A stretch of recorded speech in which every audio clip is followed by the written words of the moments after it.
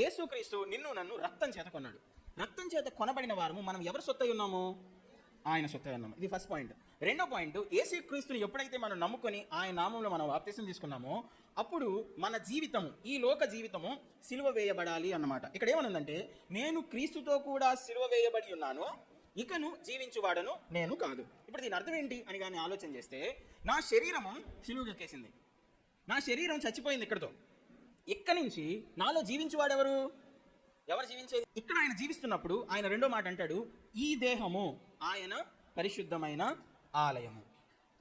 ప్రభు బల్లారాధనలో మనం కూర్చున్నప్పుడు ఒకవేళ ఆయన్ని కేవలం ఆయన త్యాగాన్ని మాత్రమే జ్ఞాపకం చేసుకోవాలని కానీ భ్రమలో ఉంటే, ఆయన ఖచ్చితంగా నన్ను జ్ఞాపకం చేసుకోమని చెప్పి ఈ విషయాలన్నీ తర్వాత కొరింథీ రాసిన పత్రికలో చెప్పుండడు. దాని అర్థం ఏంటని కానీ మనం ఆలోచన చేస్తే, నీవు ప్రభు బల్లారాధనలో కూర్చున్నప్పుడు నువ్వు సిలువేసుకోవాలి. నువ్వు నివసించే ప్రతి రోజు, నువ్వు వెళ్ళే ప్రతి స్థలంలో నీలో ఆ సిలువ కనిపించాలి, నీలో ప్రభు రూపు కనిపించాలి, నీ మాటలో ప్రభు యొక్క మాట కనిపించాలి. నువ్వు మాట్లాడుతున్నప్పుడు ప్రభువుని జ్ఞాపకం చేసుకోవాలి, నువ్వు ఒక చెడ్డ ఆలోచన చేస్తున్నప్పుడు ప్రభువుని జ్ఞాపకం చేసుకోవాలి, నువ్వు ఒక చెడు నడుస్తున్నప్పుడు నువ్వు ప్రభువుని జ్ఞాపకం చేసుకోవాలి. ఇక నుంచి జీవించువాడని నేను కాదు, నా యందు, నా ఆలోచనల యందు, నా మాటల యందు, నా ప్రవర్తన యందు ఎవరు జీవించాలి? క్రీస్తు జీవించాలి. అందుకనే మనం 2 వారాలు సిరీస్ చేసాం ఏంటంటే, క్రీస్తు నా శరీరమందు గణపరచబడినని. ఇప్పుడు నేను మాట్లాడుతుంటే నా మాట ద్వారా క్రీస్తు గణపరచబడుతున్నాడా?